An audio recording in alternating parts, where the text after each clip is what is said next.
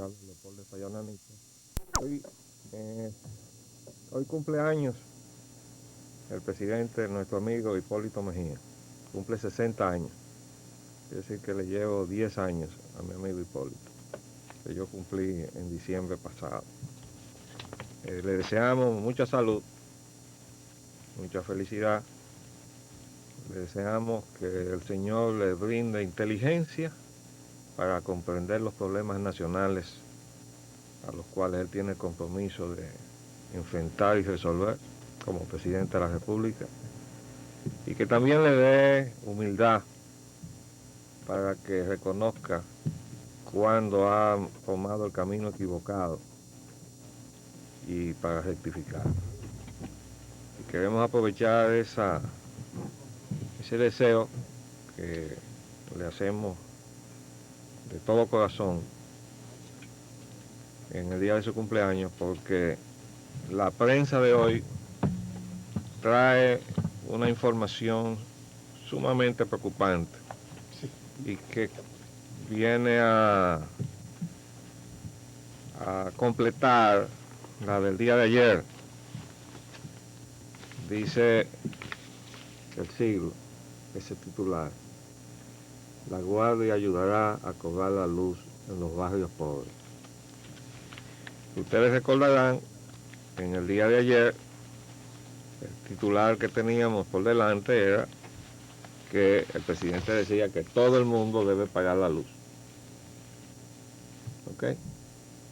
Bueno, en ocasión anterior tuvimos oportunidad de analizar aquí el problema de las Fuerzas Armadas y de la Policía Nacional y su relación con la población civil.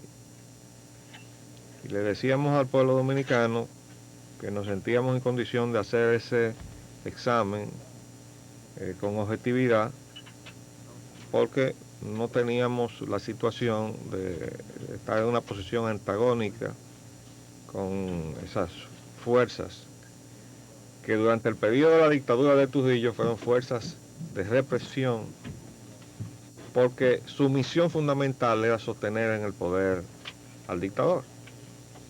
Entonces, por tanto, por definición, tanto las Fuerzas Armadas como la Policía Nacional, la prioridad uno, su obligación fundamental, el deber fundamental, era sostener en el poder a Trujillo. Todo lo otro venía en un segundo o un tercer rango. Eso, desde luego, creó una situación de confrontación entre el dominicano uniformado y el dominicano de civil. A partir de la desaparición del régimen de Trujillo, pasó un periodo largo de transición. Pasamos incluso por una guerra civil que culminó con una intervención militar norteamericana, luego disfrazada de intervención multilateral. Pero el pueblo dominicano pudo llegar a subsanar esas heridas, e incluso los sectores militares que se vieron enfrentados en 1965 lograron una reconciliación entre sí. Y lo que es más importante, se produjo una reconciliación entre los dominicanos uniformados y los dominicanos de civil. Y eso se produjo con el ascenso al poder de Antonio Guzmán Fernández. Pero ese espíritu de cordialidad que se desbordó en las calles cuando los militares desfilaron en los distintos actos de la primera fecha, que fue el 27 de febrero. Todo el mundo se sentía eufórico porque se veía una situación nueva que ha ido desapareciendo.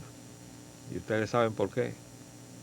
Porque en la medida en que hemos venido y hemos caído en una situación en que nuestros gobernantes elegidos en eventos propios de un proceso democrático, como son unas elecciones libres, terminan enarbolando una gestión de gobierno y unos propósitos y objetivos de gobierno que en lugar de favorecer a sus gobernados, les obliga a imponérselo a sus gobernados. Entonces, en lugar de tener presidentes democráticos, que significa presidentes que gobiernan con el consenso de sus gobernados, hemos venido a parar con presidentes que, aunque han salido de los procesos electorales democráticos, sin embargo, enarbolan programas de gobierno de constreñimiento de la condición y calidad de vida de los dominicanos, y entonces hay que imponerles esos programas de gobierno contra la voluntad de los gobernados. Entonces, ¿cómo se hace eso? Usando la represión de las Fuerzas Armadas y de la policía. Eso fue lo que pasó en el paquetazo que le dieron a este país, se lo dio Salvador Jorge Blanco, con la autoría intelectual de Bernardo Vega, que era su gobernador en el Banco Central de la República, y que ha pasado por muchísimos cargos, porque siempre son gente que tienen la virtud como de flotar, ¿no?, en todas las situaciones políticas. Y el pueblo respondió en abril de 1984 al paquetazo de Jorge Blanco. Y esa situación está por reeditarse. Ha estado siempre latente, sobre todo con la gestión que terminó de Leonel Fernández, que ya al final nos encontramos que tenía un ejército reclutado con los fondos de la Presidencia de la República, el famoso programa PEME, para el cual venía también un embarque de armas que afortunadamente no llegó y que hubo que desviar para Centroamérica, pero que se iba a pagar también con la cuenta 1401. ¿Y para dónde ustedes creen que iban destinadas esas armas? Bueno, pues para la misma gente que se había reclutado con esa cuenta de la presidencia, que dice él que eran inversiones para la paz. Es decir, yo preferí pagar y no pegar, dijo este señor. Y yo le digo a él que los dominicanos tenemos la absoluta convicción de que él estaba reclutando su gente para poder tener el control de la paz social en este país. Lo dijo el señor Inchausti en un momento dado. Lo que pasa es que me tienen miedo por la influencia que yo tengo, por la influencia de él, la influencia del dinero que le autorizaba el entonces presidente de la República, Leonel Fernández. Eso quiere decir que ahí pudo pasar cualquier cosa. Como pudo pasar también cualquier cosa con el atentado que le hicieron a Hipólito Mejía, que por poco lo matan, o ya se nos olvidó eso. ¿Qué hubiera pasado en este país si ese atentado hubiera alcanzado sus objetivos? Aquí hubiéramos tenido una guerra civil. Entonces hemos estado bordeando el precipicio en esta nación dominicana. Ahora resulta que tenemos a nuestro amigo, el presidente Hipólito Mejía, enarbolando el propósito de cobrar la luz. Bueno, ayer comenzamos a darle algunas informaciones que quizás él no tiene, porque como él está rodeado de una serie de consejeros que presumimos que no le aconsejan bien, entonces nosotros, que somos sus amigos, tenemos que decirle la verdad primero, porque estamos obligados a decir la verdad, y segundo, darle las informaciones en el caso de que no las tenga. Primero les recordamos que la primera reunión que celebró una vez que tomó posesión fue exactamente el día siguiente, el 17 de agosto del año 2000, en la Corporación Dominicana de Electricidad, porque se estaba consciente de que las sumas de dinero en dólares que se habían comprometido a invertir las llamadas empresas capitalizadoras o socias del Estado en la capitalización no habían entrado al país, porque el Banco Central había dado una resolución complaciente permitiendo que eso se quedara en bancos del exterior, en las Bahamas y en Gran Caimán. Y él, lo primero que decidió ahí, en esa reunión del 17 de agosto, fue reclamar que entraran esos dólares a la economía dominicana y que la mitad se depositara en el Banco de Reserva porque de la mitad de eso debería tener derecho a disponer el Estado Dominicano, que es el socio con el 50%, de todo lo que en naturaleza le aportó a esas compañías. Si los otros aportaban el capital, luego el Estado era dueño del 50% de ese capital. Bueno, pues resulta que nada de eso se ha producido. Lo que sí hemos hecho nosotros es entregarle lo nuestro. Pero recordemos también, y esta información debo dársela ahora, porque ayer no se la comenté al presidente Mejía, que cuando se inició el proceso de capitalización, que lo hizo la gestión del señor Leonel Fernández, Radamés Segura, que era el administrador de la Corporación Dominicana de Electricidad, objetó las valoraciones que se habían hecho del patrimonio de la Corporación Dominicana de Electricidad y dijo que estaban subvaluadas, y hizo oposición a esas evaluaciones que se estaban utilizando para organizar el proceso de capitalización. Pero esa voz de protesta se la hicieron a callar, lo obligaron a callarse.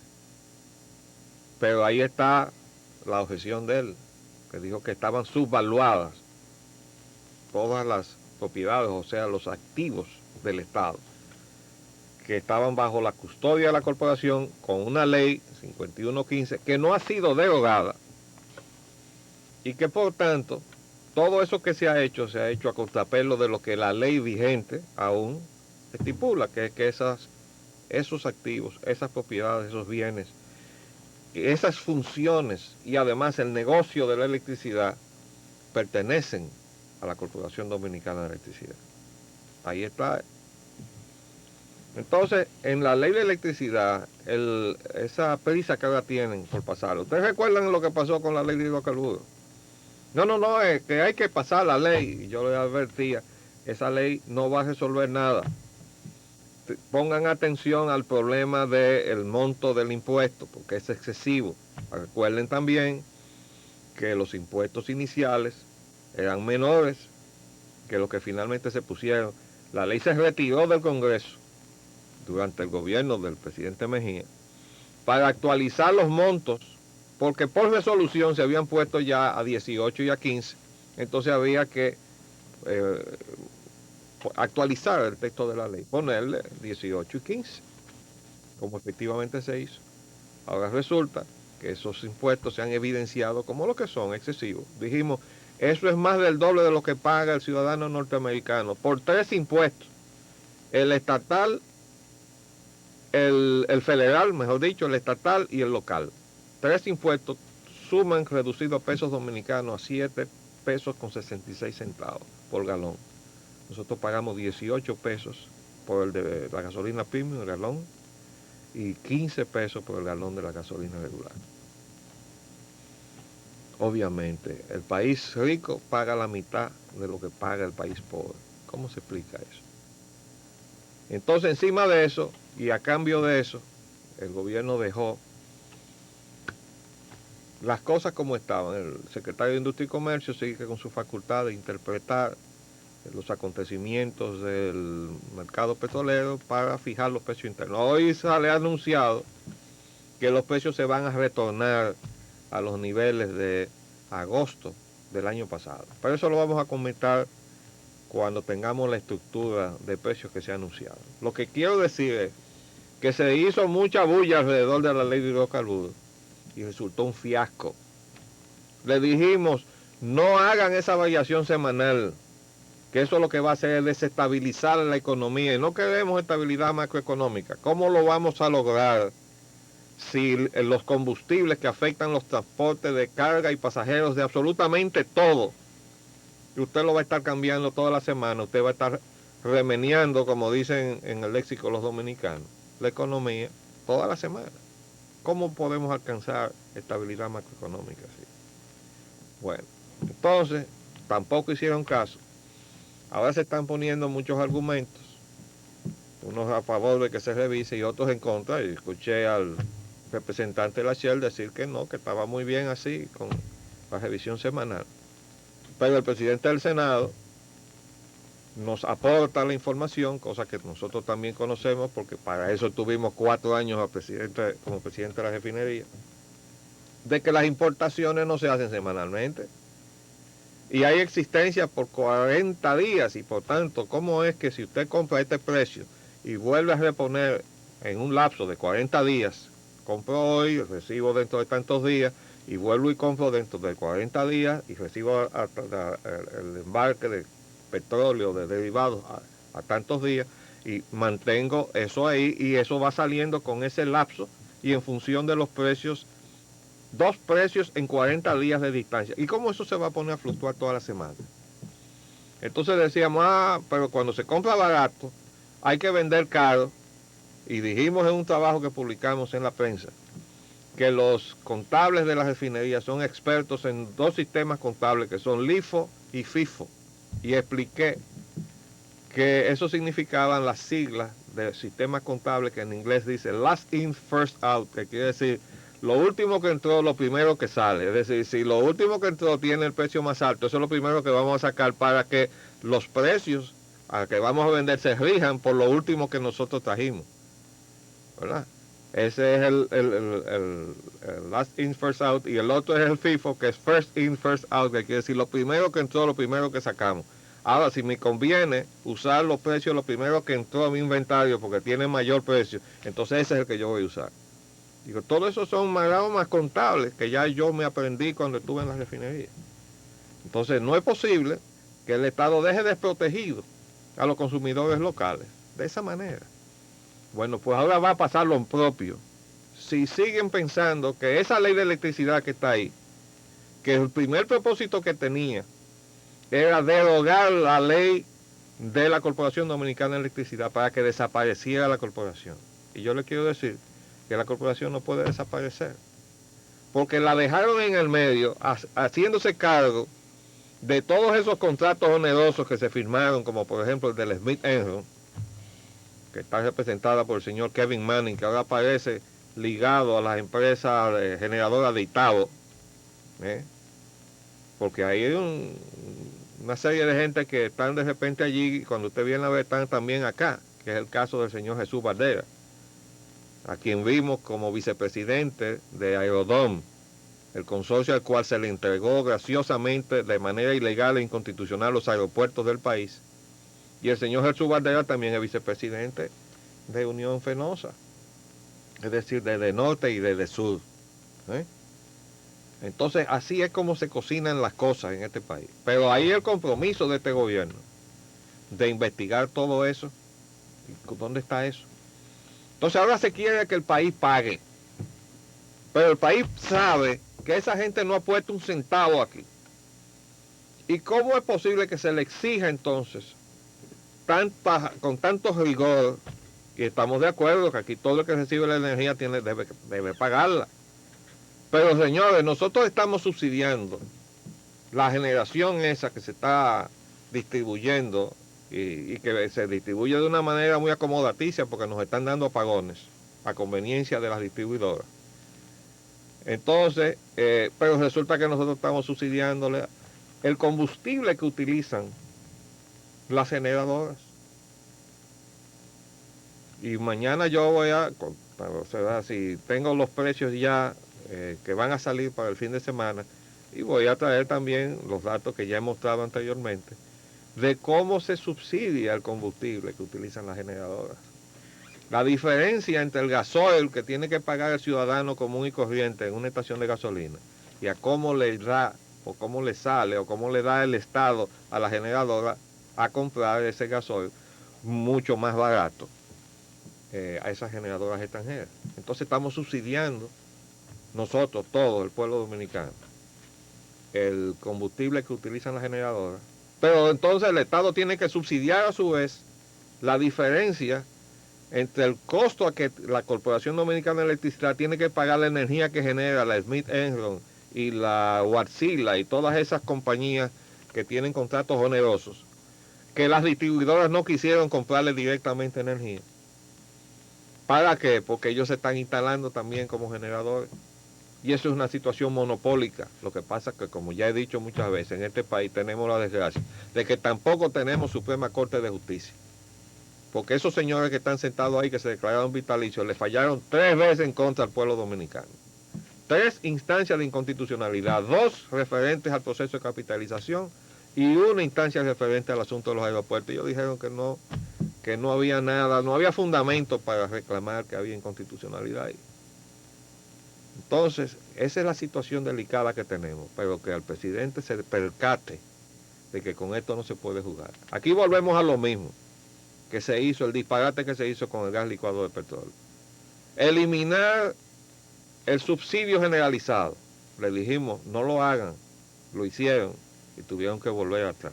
La única solución que apareció, que después andaban vueltos locos y sin idea, ofreciendo hasta 100,000 pesos a quienes le dieran una fórmula para salir del problema que se había creado con el gas licuado de petróleo. Y yo les dije, y con muchísima pena de mi corazón, porque tuve que hacerlo públicamente, a mi amigo Hipólito Mejía y a su gobierno, no den 100,000 pesos nada, yo le voy a dar la fórmula gratis.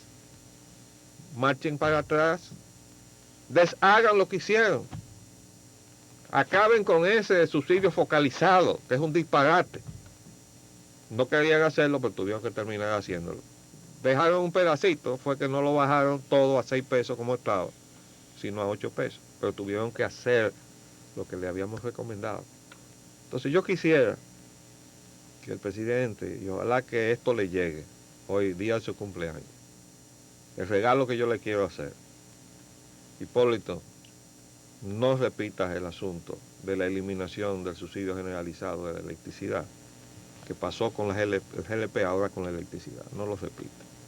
Ni vuelvas a insistir, obviamente, con el consejo de los mismos que te aconsejaron la cuestión del gas licuado de petróleo focalizado, una ayuda focalizada para la electricidad. Y además, pretender que el dominicano soporte que estos extranjeros vayan a cobrarle en la puerta de su casa acompañados con militares y policías dominicanos para obligarlos a pagar a la fuerza, porque eso es invitar a algo peor de lo que pasó en abril del 84. No lo hagas, Hipólito. Ese es mi consejo, que te lo dice tu amigo Polín Espaillat. Por hoy ese es el comentario que queríamos hacerle, porque de verdad que cuando vimos ese titular, el corazón se nos encogió.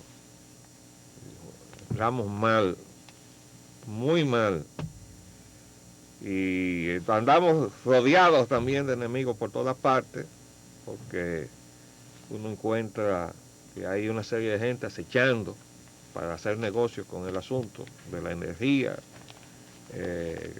con todo. Aquí está, por ejemplo, producirían energía y combustible en Ingenio. Bueno, aquí resulta ser que está planteado hacer una producción de alcohol. Pero ustedes recordarán que yo les he explicado a ustedes que ese proyecto de producir alcohol en los ingenios dominicanos lo fuimos a gestionar por allá por los años 82 y 83. El actual presidente del Senado, Ramón Alburquerque, que era secretario técnico de la presidencia, y quien les habla, que era presidente de la refinería, fuimos al Brasil y hablamos con el entonces zar de la economía, el ministro de Economía, Delfín Neto. Viajamos hasta Brasil y hablamos con él. Conseguimos una línea de crédito de 32 millones de dólares, la autorización del gobierno brasileño para la transferencia de tecnología y la bendición a las compañías brasileñas interesadas en venir a vender los equipos y la tecnología a la República Dominicana, porque todo eso requería el apoyo y la aprobación del gobierno de Brasil. Bueno, pues el señor Eulogio Santaella, entonces administrador del CEA, desechó todo ese esfuerzo. Por eso yo le acusé públicamente y sostengo que él, y desde luego el presidente de entonces, abogado igualado de la Shell, tumbaron el proyecto de producir alcohol en la República Dominicana, que era lo que iba a salvar la industria azucarera dominicana, porque no había que desarraigar la caña de azúcar de los campos dominicanos.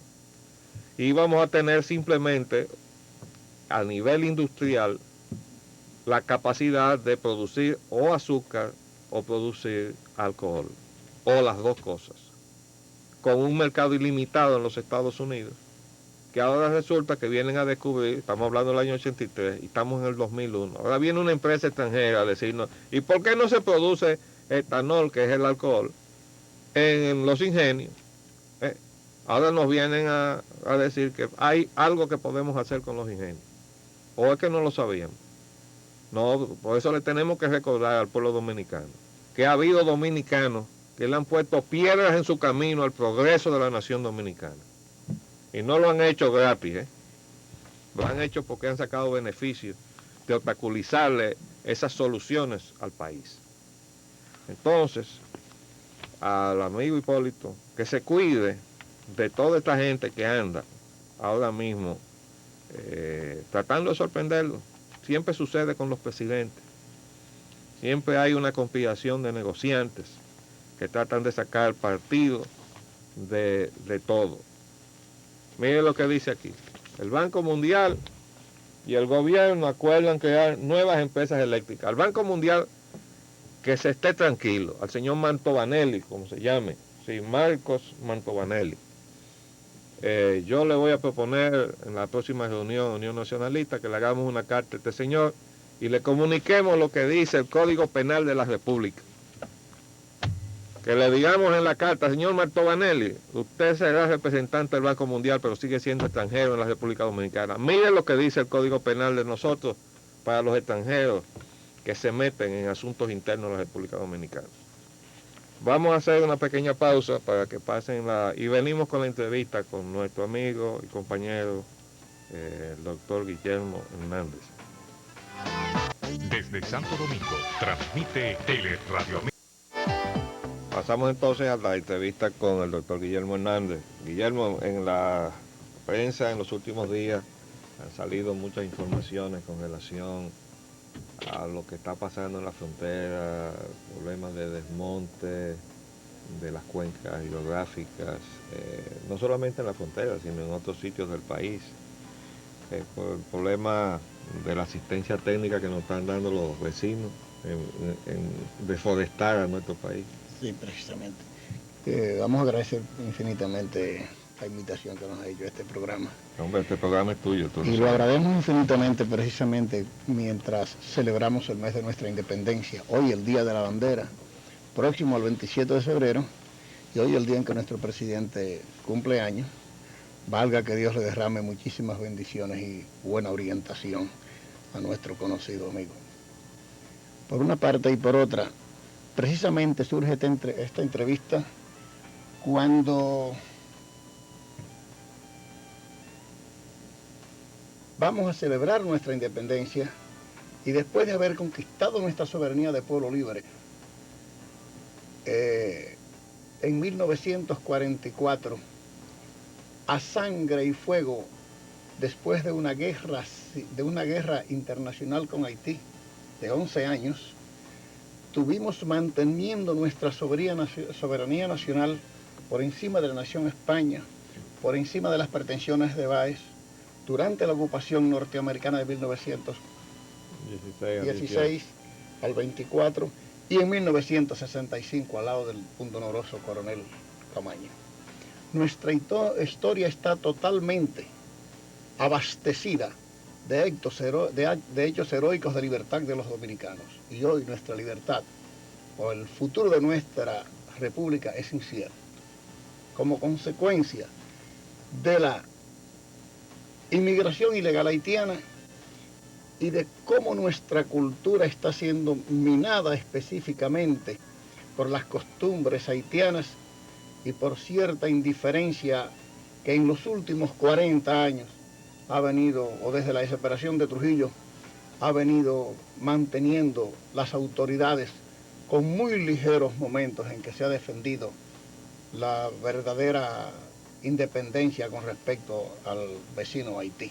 Guillermo, pero tú no consideras que detrás de todo eso ha habido muchas presiones extranjeras y poca voluntad dominicana. Está la falta de voluntad dominicana, está el interés norteamericano, francés, dicen que español e inglés, pero la verdad es que definitivamente el haitiano hay que mantenerlo de aquel lado de la frontera y en Haití respetando sus derechos y que nos respete los de nosotros. Nosotros no tenemos problemas raciales, eso es mentira. Nosotros tenemos nuestra identificación étnica de una raza mestiza, de un indio reconocido. No nos estamos manifestando ni llamándonos blancos, ni sangre azul, ni cosa por el estilo. Estamos defendiendo una soberanía que nos corresponde porque nos hemos ganado por conquista de lucha. Así es. Y que deben respetarnos los organismos internacionales. Haití, hoy por hoy, es realmente un país que está sentado en un barril de pólvora, gobernado por Jean Bertrand Aristide, el fundador de la Balaz, de tierra arrasada. Y del collar y del padre Lebrun. Del padre Lebrun. Y entonces Jean Bertrand Aristide, que es un jurado enemigo nuestro, por los dioses y por los diablos, es un peligroso hombre que después de ser muy pobre y estar entre los pobres, ha logrado enriquecerse a base de la política y por la bendición sublime del tío Sam. Y este hombre ha orientado ya cuando pudo hacerlo a su pueblo y a su ejército contra nosotros. Y su presencia en el poder es como para nosotros estar ojo a visor y estar listo a defender la patria. No es cierto que Haití esté desarmado. Jean Bertrand Aristide tiene mucho dinero que le facilitó la ocupación norteamericana de 21.000 soldados de Haití para reingresarlo como presidente después de haberse derrocado en el 90, y posteriormente ya es un hombre enriquecido, endiosado, que vive como un dios en un paraíso terrenal en su lujosísima residencia de Puerto Príncipe, en sus afueras. Y con una esposa. Y con una esposa inmensamente bella, que ahora está en el paraíso en los jardines de la bonanza, y que no va a preocuparle ya el hambre de su pueblo, sino el mantenimiento de su bienestar a costa de esa miseria, de esas alfombras de miseria que polulan en todo Haití y que cubren a Haití en todas sus partes. Esa emigración haitiana hacia el país, con la indiferencia a veces de los gobiernos y de las potencias que deben estar comprometidos con Haití y que lo están definitivamente y deben protegerlo, queriéndonos cargar a nosotros aquella desgracia de aquel pueblo que hoy por hoy solamente tiene para vivir lágrimas, llanto, miseria. Del cual no somos responsables nosotros. Del cual no somos responsables, al contrario, tanto en la frontera como los haitites en la República Dominicana, en nuestra cordillera central, hay grandes cantidades de haitianos desflorestando el país para hacer los conucos tradicionales haitianos, que es una múltiple variedad de producción mezclada que no atiende un índice de rendimiento favorable, apenas para su sustento. Es decir, es un problema de cultura. Es un problema de cultura que lo han arrastrado a ellos desde sus acentos africanos. Y que se lo inculcó incluso la política enseñada a ellos en el periodo de su independencia, cuando Bodman lanzó al pueblo a las calles a la matanza de los blancos al ritmo del vudú y a hacerse dueño de todo lo que no le pertenecía sin tener que trabajarlo. Y la cultura del haitiano no es de trabajar, sino para progresar, sino de sobrevivir. Específicamente el haitiano que no tiene un buen nivel de cultura y que no tiene un buen nivel social. Pero que tiene este nivel de incultura es el 97%. Y en una situación, Guillermo, en que, y así lo hemos aconsejado a nuestro amigo el presidente Mejía, que preservar los ríos de nuestro país no tiene precio y no se puede regatear nada.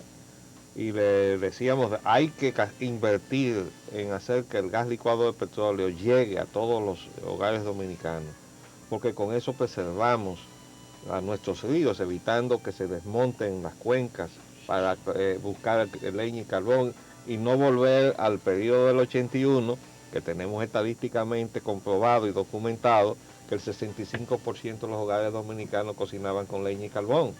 Y eso se pudo rebasar a través del subsidio del gas licuado de petróleo. Por eso les recomendábamos a él que no quitara ese subsidio. Si se quita ese subsidio, porque se ha dicho que se va a mantener, pero provisionalmente. Y tenemos entonces esta presencia multitudinaria de haitianos en el territorio dominicano. ¿Qué horizonte tenemos? Es que automáticamente se quitó el subsidio del gas, se regresó al corte de nuestra floresta y se regresó automáticamente al carbón. Infinidad de campesinos, infinidad de poblados pobres, infinidad de cordones de miseria comenzaron a cocinar con carbón vegetal, del árbol del patio algunas veces. Incluso aquí en la capital. Incluso tú vas a Arroyo Hondo y lo que era bosque en algunas de las zonas de Arroyo Hondo residenciales ha desaparecido lo que era bosque por completo. Ahora es una pequeños espacios baldíos que carecen de árboles grandes. Porque definitivamente, como todo el distrito está muy poblado de haitianos, tanto en las zonas residenciales del país como en las no residenciales. Los cinturones de miseria. Y por los de haitianos, y los haitianos son devastadores por idiosincrasia, depredadores por idiosincrasia. Y eso es parte de su cultura. Ellos no se dan cuenta del daño que están haciendo con ellos. Y además, yo me levantaba en mi casa, me reservo a dónde, hace 2 días, y conté 47 haitianos pasando frente a la calle porque iban a trabajar, que venían de residencias en construcción o abandonadas. Y esa gente desaparecen por algún tiempo porque viene otra y se relevan, porque ellos se van entonces a los haitises, a los campos por un tiempo. Aquí se discute mucho sobre la importancia de los haitianos en la mano de obra rural, agrícola. Y eso constituye un craso y funesto error, porque la política de los gobiernos debe ser mantener a nuestros campesinos en el campo, llevarle la educación y cierto bienestar al campo, para que no tenga que ir nuestra agricultura a parar a los haitianos que nunca han sido agricultores, han sido depredadores, jamás agricultores. Y si nosotros tenemos que producir una agricultura abundante para nuestro sustento, para nuestra industria turística, para venderle a Haití, que es imprescindible que lo hagamos nosotros porque es la forma más fácil de que esa gente coman, comprándonos a nosotros porque es nuestro mercado natural. Y en ese orden de ideas, no podemos mantener nuestra agricultura en manos de haitianos que no saben agricultura. Y los dominicanos sí son agricultores por idiosincrasia. Además se está dando una situación que ya yo he mencionado en este programa, Guillermo, y es que las autoridades de tipo rural, alcaldes rurales de Puerto Rico, los cacaotaleros y los cafetaleros de Puerto Rico andan buscando mano de obra dominicana para recoger las cosechas de café y cacao de Puerto Rico. Por la eficiencia nuestra. Por nuestra eficiencia y porque ellos tampoco tienen mano de obra puertorriqueña disponible para eso. Y entonces resulta ser que nuestros cacaotaleros y nuestros cafetaleros no pueden usar la mano de obra dominicana para evitar que se vaya a Puerto Rico. Yo le he achacado este fenómeno a la disparidad que produce la devaluación de la moneda dominicana. Y creo que ese flujo de migración hacia afuera, desesperado, lo ha estado empujando el hecho de que todos los días nuestra moneda vale menos y la gente tiene menos poder real adquisitivo. Y entonces estamos creando un modelo económico que empuja a los dominicanos fuera de su territorio y succiona a los haitianos hacia el territorio dominicano. Lo hemos calificado como un porvenir negro. Pero tenemos una desventaja enorme, porque nuestro obrero es muy eficiente. Nuestro obrero agrícola es muy eficiente, eminentemente eficiente, y el haitiano eminentemente deficiente. Mientras nuestros agricultores van a Puerto Príncipe a recoger, a Puerto Rico, a recoger esos productos agrícolas que tú mencionas, que son rubros de marcada importancia en Puerto Rico, toda vez que la caña prácticamente la ha desaparecido, y en ese camino vamos nosotros. Y en cambio viene esta mano de obra que por otra parte hace un inmenso daño a nuestra agropecuaria. nosotros habíamos logrado, nosotros teníamos, por ejemplo, el cólera porcino, el dandí que conocíamos nosotros por toda la vida de la vida en nuestro país. Pero surgió la fiebre porcina africana en 1982, 78. Fue cuando Tuvimos que eliminar entonces toda nuestra población porcina y al desaparecer con el fin de erradicar la fiebre porcina pero también africana, pero también erradicamos el dandí, que diezmaba nuestra porcicultura y que nos provocaba muchísima pérdida. Entonces ya estábamos libres de ambas enfermedades. Pero comenzamos de cero. Y comenzamos desde cero. Hace algunos años, en un santiamén, nos ingresó, dicen que por descuido, no hubo tal descuido. Es que no hay forma de contener el peligro de sanidad hacia República Dominicana desde Haití, si se mantiene esta emigración desorganizada. Y ocurrió que nos surgió nuevamente el dandí con una inmensa pérdida. Ahora lo tenemos prácticamente como una cosa endémica. Otra vez. Difícilmente vamos a erradicarla y vamos a tener que vivir con ese problema de nuevo por toda la vida. Pero hay algo más. Haití es un país que no tiene nada de frontera arancelaria. Ahí entra sin control carnes, subproductos de carnes, balas, ametralladoras, enfermedades, cuantas mil cosas, amén de las drogas y toda la cosa que nos introducen entonces por la frontera. Y entonces, como pasó con la fiebre porcina, va a pasar con muchas enfermedades humanas. Esa es una situación... Como pasó con el cólera porcino, con perdón. Sí. Hay algo que te voy a decir. Solamente con los problemas de enfermedades venéreas que nos acarrea la emigración haitiana, nosotros tenemos para que nuestros médicos tengan trabajo sin poder descansarnos nunca. Y sobre todo, con la complacencia que le tenemos, que nos rechazamos por humanidad, de darle los servicios médicos a todo el haitiano que lo solicita. Sí, precisamente quería decirte que el día de mañana va a venir nuestro compañero también, el doctor Abelardo Piñeiro, y vamos a tocar los aspectos concernientes a la parte de salud y la posición que ha exteriorizado el secretario de Salud Pública, que nosotros ya hemos criticado y que desde luego creemos que debe ser rectificada. Nosotros esperamos que el amigo José Rodríguez Soldevila lo haga. Yo creo que debemos abrir ahora el compás a las llamadas. Por favor, cabina, háganos pasar. Ponte eso.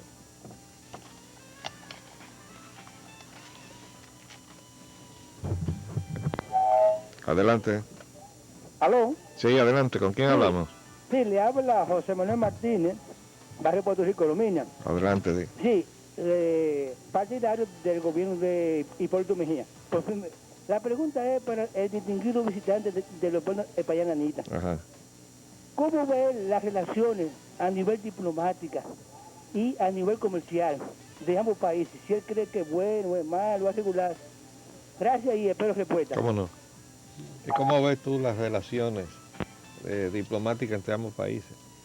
Bueno, las relaciones diplomáticas siempre las mantienen bien, indiscutiblemente, porque lo ideal es poder mantener unas buenas relaciones diplomáticas con Haití, pero con tolerancias de la naturaleza que la estamos teniendo, es grave poderla mantener bien. Y al antojo del presidente de Haití, como pretendió ver que fuera cuando ejercía antes la presidencia haitiana, es imposible.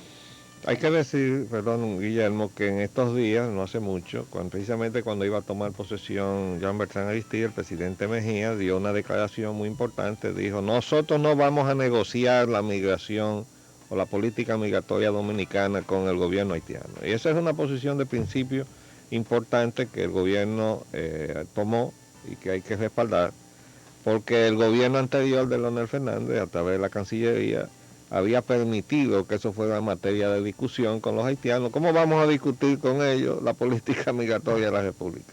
A nuestro gobierno. Otra llamada, por favor. Adelante. Sí, buenas tardes. Muy buena, ¿con quién hablamos? Arquitecto Espaillananita, Juan Melo de la zona oriental. ¿Cómo está usted? Adelante.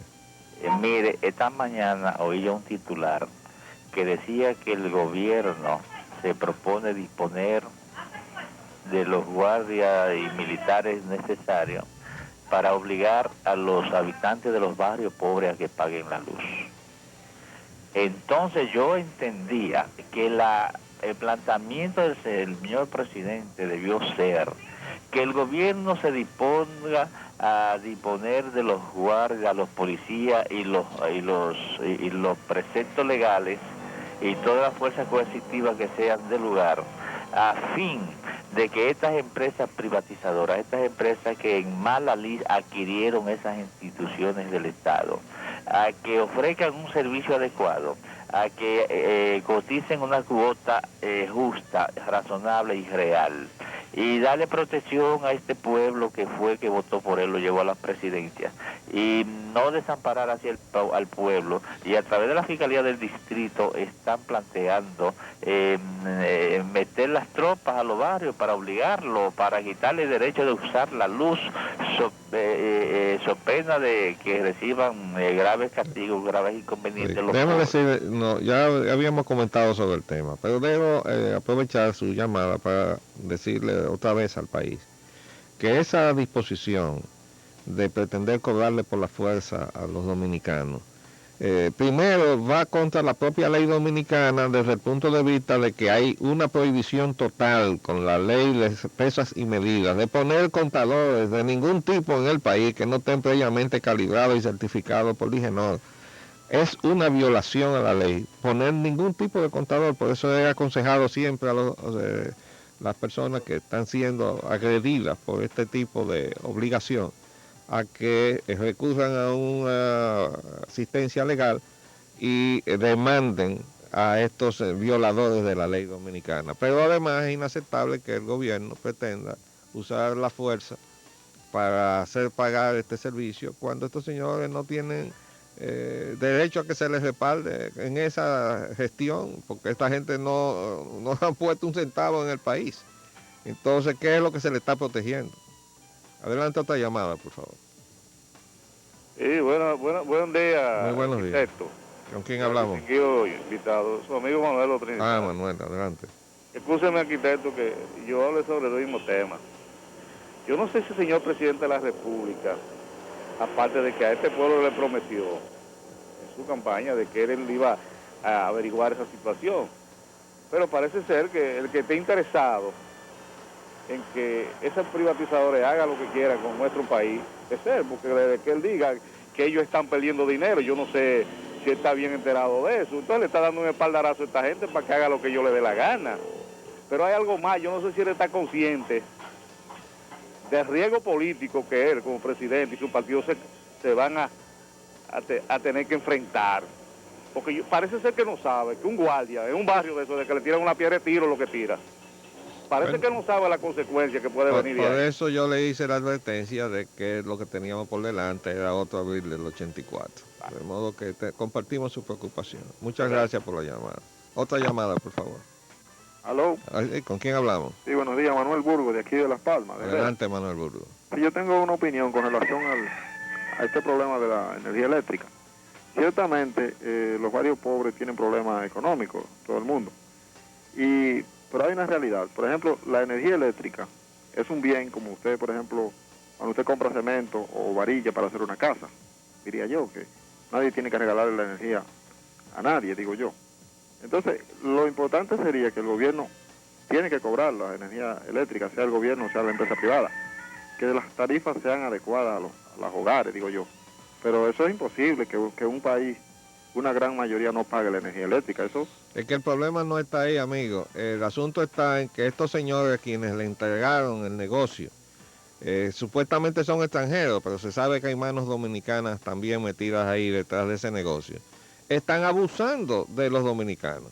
Las quejas que proliferan por doquier de las sobrefacturaciones, sin que haya donde uno acudir para que el que está en esta situación de indefensión se sienta que tiene un organismo del Estado siquiera que esté fiscalizando a esta gente. Es que no, es que ellos están siendo ahora protegidos en el abuso que se le está haciendo al pueblo dominicano con estas sobrefacturaciones. Usted sabe que nosotros estamos pagando una energía que es prácticamente el doble de la que paga el promedio del pueblo norteamericano. Este país pobre. Entonces, ese costo de esa energía ineficiente no es culpa del pueblo dominicano. Si hay una obligación de un gobierno para resolver el problema de la energía en la República Dominicana, es subsidiar ese diferencial para que la industria dominicana pueda ser competitiva. ¿Cómo se le puede pedir a la industrial dominicano que compita con el producto que viene del extranjero si tiene que pagar una energía que es el doble?